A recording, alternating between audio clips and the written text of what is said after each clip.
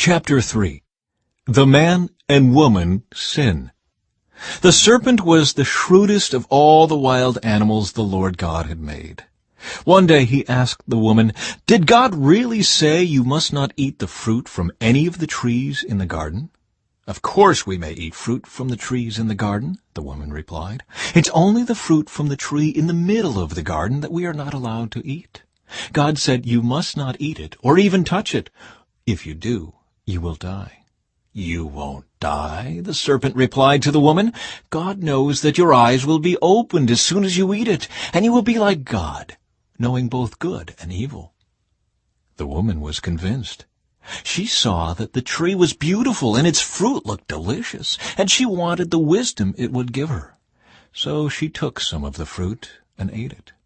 Then she gave some to her husband, who was with her, and he ate it too. At that moment their eyes were opened, and they suddenly felt shame at their nakedness, so they sewed fig leaves together to cover themselves. When the cool evening breezes were blowing, the man and his wife heard the Lord God walking about in the garden. So they hid from the Lord God among the trees. Then the Lord God called to the man, "Where are you?" He replied, "I heard you walking in the garden, so I hid. I was afraid, because I was naked." "Who told you that you were naked?" the Lord God asked.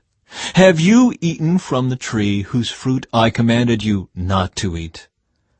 The man replied, "It was the woman you gave me who gave me the fruit, and I ate it." Then the Lord God asked the woman, "What have you done?" "The serpent deceived me," she replied. "That's why I ate it." Then the Lord God said to the serpent, "Because you have done this, you are cursed more than all animals, domestic and wild. You will crawl on your belly, groveling in the dust as long as you live. And I will cause hostility between you and the woman, and between your offspring and her offspring. He will strike your head, and you will strike his heel."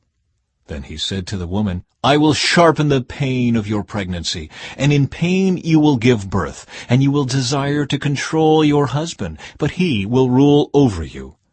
And to the man he said, "Since you listened to your wife and ate from the tree whose fruit I commanded you not to eat, the ground is cursed because of you. All your life you will struggle to scratch a living from it.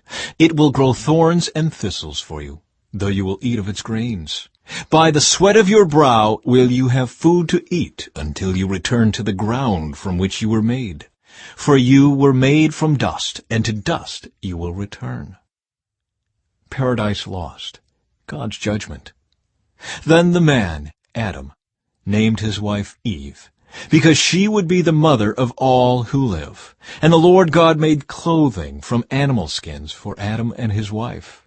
Then the Lord God said, "Look, the human beings have become like us, knowing both good and evil. What if they reach out, take fruit from the tree of life, and eat it? Then they will live forever." So the Lord God banished them from the Garden of Eden, and he sent Adam out to cultivate the ground from which he had been made. After sending them out, the Lord God stationed mighty cherubim to the east of the Garden of Eden, and he placed a flaming sword that flashed back and forth to guard the way to the tree of life.